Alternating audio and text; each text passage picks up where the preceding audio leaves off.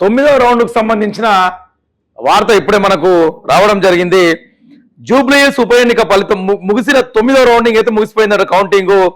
తొమ్మిదవ రౌండ్ లో కాంగ్రెస్ కు వచ్చేసి 2117 ఓట్ల మెజారిటీ. తొమ్మిదవ రౌండ్లు ముగిసేసరికి తొమ్మిదవ రౌండ్లు వచ్చి 2117 వచ్చింది. టోటల్ గా 9 రౌండ్లు ముగిసేసరికి కూడా కాంగ్రెస్ పార్టీ ఆధిక్యం వచ్చేసి 23,612 ఓట్ల మెజార్టీ తోటి కాంగ్రెస్ పార్టీ ఆధిక్యంలో ఉన్నదని కూడా మనం ఇక్కడ చూడొచ్చు. ఇంకొకటే లాస్ట్ ఒకటే రౌండ్ మిగిలింది 10వ రౌండ్. దాని తర్వాత ఎంత మెజార్టీ కాంగ్రెస్ పార్టీకి వచ్చింది అనేది కూడా మీకు నేను చెప్పే ప్రయత్నం చేస్తాను.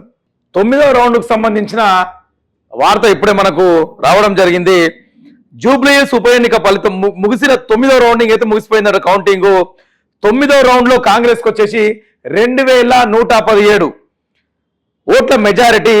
9వ రౌండ్లు ముగిసేసరికి 9వ రౌండ్లు వచ్చి 2117 వచ్చింది.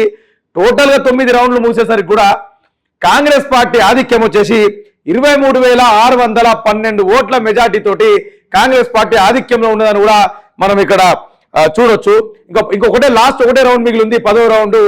దాని తర్వాత ఎంత మెజార్టీ కాంగ్రెస్ పార్టీకి వచ్చింది అనేది కూడా మీకు నేను చెప్పే ప్రయత్నం చేస్తాను. షేర్ చేయండి, లైక్ చేయండి, సబ్స్క్రైబ్ చేయండి. మరిన్ని వీడియోల కోసం బెల్ సింబల్ పై క్లిక్ చేయండి.